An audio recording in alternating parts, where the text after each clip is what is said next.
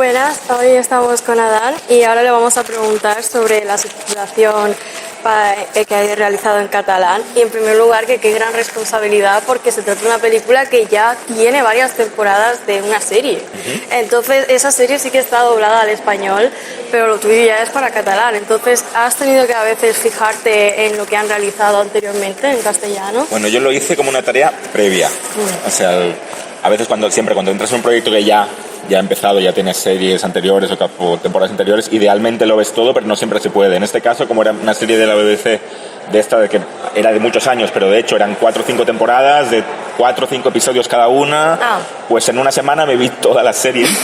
Estaba en un par de plataformas diferentes, no sé cómo era, pero me la vi en castellano, o sea, en inglés con subtítulos en castellano, y ya cuando me vi la peli ya tenía todo el historial del personaje, aparte es un personaje, para quien no lo conozca, es muy intenso, que se le ve en la cara todo por lo que ha pasado, no sé, pues como venimos a verlo y luego ya supongo que en pocas ocasiones del trabajo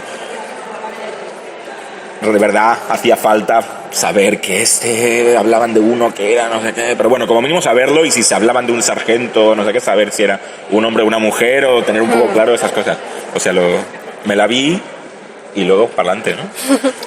Y bueno, viendo ya que se ha podido hacer al catalán la película, ¿crees que se va a subtitular o doblar al catalán la serie anterior? No creo. A ver, si la tuviera Netflix todavía, porque la película la tenía Netflix, pero la serie no estaba en Netflix. No sé ahora, hace un par de años no. Y no sé si fuera un súper exitazo igual, pero como de hecho como unimos con las en catalán, gallego, euskera, hacen una pequeña parte del contenido en estas lenguas. Básicamente hacen parte del contenido más visto de las cosas nuevas o alguna cosa con un par de temporadas antes o así, pero de repente hacer 4 temporadas antiguas así, no sé si invierten en esas cosas. Claro. Y luego, aparte de pues todos los recursos que has podido encontrar de la serie que ya estaba en castellano, ¿has tenido que recurrir a otros glosarios como glosarios sobre el FBI o incluso algún foro, algún asesino, algo de ese estilo? Foros de asesinos no he consultado mucho.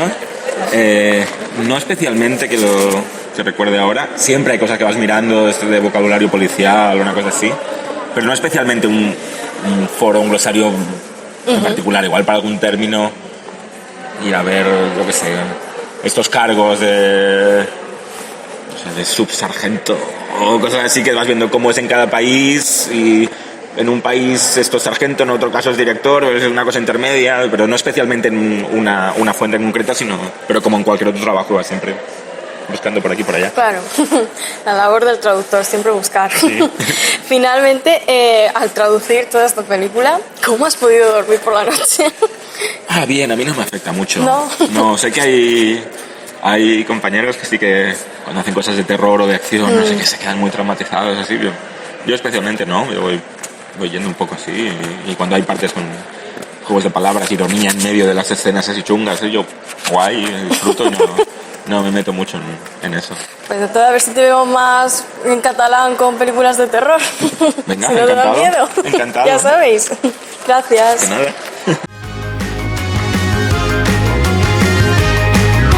Nuestra colaboración durante el periodo de votación es la base para que podamos celebrar esta gala. Así que millones de gracias y a seguir votando.